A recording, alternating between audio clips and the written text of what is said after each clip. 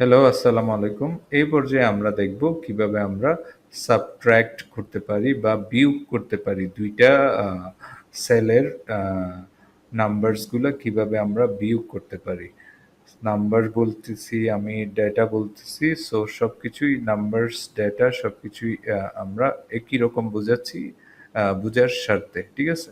তাহলে আমরা যদি নাম্বারস বলি, দুইটা নাম্বার কিভাবে আমরা বিয়োগ করতে পারি এক্সেল শিটে। তাহলে আমাদের যদি এখানে যদি আমি দেখাতে চাই ডেটাটা, তাহলে আমার ফার্স্ট কাজ হবে আমার ফাংশনটা লিখা। আমি ইজ ইকুয়াল টু দিব। আমি আমি আগের ভিডিওতেও বলেছি যে কিভাবে আমাদের আহ, একটা ফাংশন কিভাবে লিখতে হয়। একটা ফাংশন লিখতে অবশ্যই প্রথমে আমাকে ইজ ইকুয়াল টু বা সমান চিহ্ন দিতে হবে। তাহলে আমি সমান চিহ্ন দিলাম, ওকে।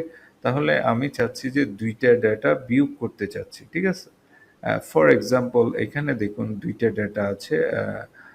বি হলো 15, এ হলো 10। তাহলে এখানে আমি যদি এ মাইনাস বি লিখি তাহলে আমাকে মাইনাস দেখাবে রেজাল্ট।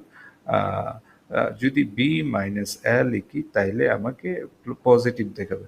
তাহলে আমি পজিটিভ রেজাল্ট দেখাতে চাই। ফর এক্সাম্পল আমি বি টু, এই যে বি টু আমি সিলেক্ট করেছি, আমি মাইনাস দিব।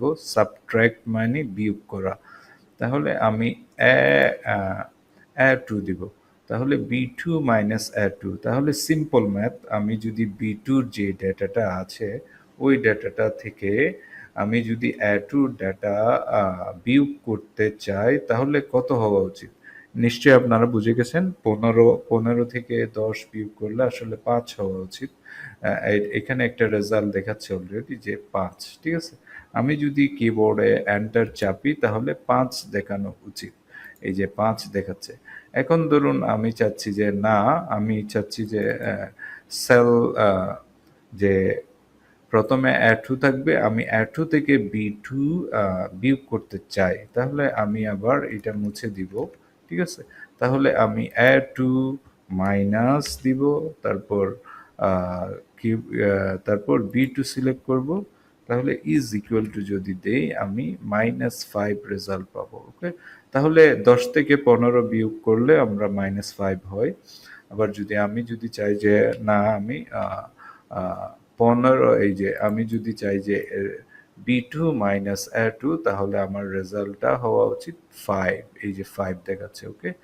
আশা করছি বুঝতে পেরেছেন কিভাবে আমরা সাবট্রাক্ট করব।